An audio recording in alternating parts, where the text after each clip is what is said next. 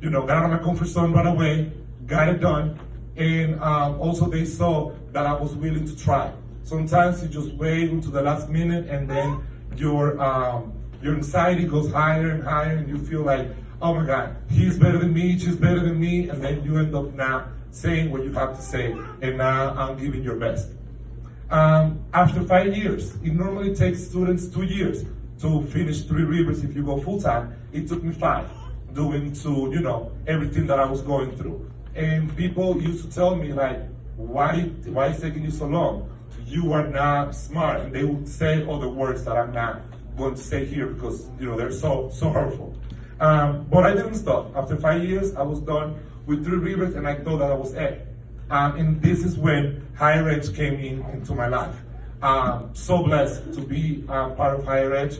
Higher Edge took me under the wing, especially with the founder of this organization and my mentor, Chris Soto. He pushed me and said, you're going to a 4-year school, you're going to Eastern. And I said, well, I have never, attended a school like that. Three Rivers was very small, very comfortable for me. And long story short, I was at Eastern. Didn't know how to pay for it. Because at that time, I attended Three Rivers for free because I qualified for financial aid. But at Eastern, I had to pay. So here I was, how am I gonna, and some of you are in that situation where you're like, how am I gonna pay for school? I, back then was lucky enough to have Higher Edge who helped me to apply for a scholarship and then got my foot in the door at Eastern. Immediately after I got to Eastern, I became an RA, which is a resident assistant. When you are an RA, you live at the school for free and you have your food for free. So it typically doesn't happen to freshman students, but I was a junior when I went there and I was already like 22, 23. So with some connections I have, I was able to get the job. But in my time at Eastern, I was involved with everything. I was always out of my room, being involved, being present in different events. Something that I would advise you is to create relationships. Creating relationships is key, especially when you are at school.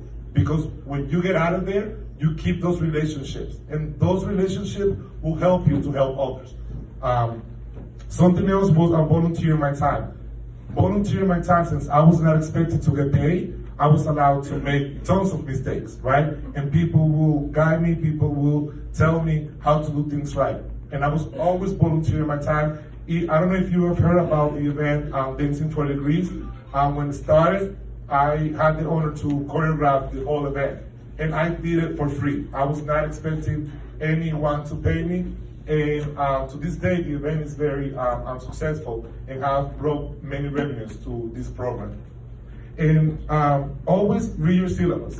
Today I was having a conversation with one of my students, with Tara, and I was just telling her that reading the syllabus is very important in college because some teachers have certain expectations that others don't. So one thing that happened to me when I was at Eastern is that I created this bad habit of missing classes on Fridays, especially the early morning classes. But I'm like, I'm doing all my work, all A's, so if I skip, 1 or 2 Fridays, it's not gonna hurt me. Well, in the syllabus says, if you miss more than 2 classes, I will drop a letter grade. And I end up with a 98, and in my transfer shows an 88. So I lost a letter grade just for missing a few Fridays for not reading the syllabus correctly. So read your syllabus. After I finished Eastern, I'm like, okay, what's next now? Okay? Then I'm like, you know what? Being a teacher was not my plan A. I always wanted it to be on TV, Univision, Telemundo, but here I am in New London. And I'm like, what is the closest thing that I can do that can relate to being famous and being, on TV? And I'm like, teaching is perfect. I love, working with people. I'm always in front of people talking.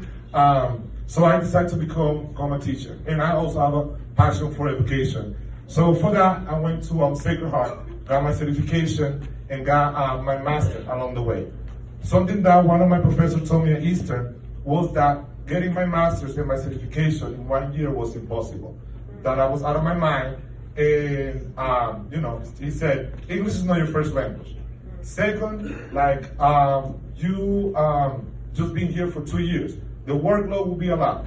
Well, he was wrong. I was finishing 1 year and got my master's and my certification. And meanwhile, I was a Sacred Heart. I learned something, and it's that when you get in your master, it's way different than you get in your associates or your bachelor's. You get in your master for something that you're passionate about. Do not get your master just to have a master's degree, because you will be miserable. A lot of work. But if you're doing something, in my case, I got my master's in education and teaching. That was something that I was passionate about. If I needed to write 25 pages, I wrote 25 pages. It was a lot of work, but it was worth it. And I will leave you with some words, and it's that you gotta give back, okay? Don't be selfish. This program is helping you a lot, and please give back. It doesn't have to be here in London. Everywhere you go, there will be people that will need you, and that will benefit from your knowledge. When I came, 2009, 17-year-old, I would never think that I would be standing here, talking to you, and having, the degrees I have. But if it wouldn't be for people that believe in me, higher age, I wouldn't be standing in front of you today. So, go fight, win. Thank you.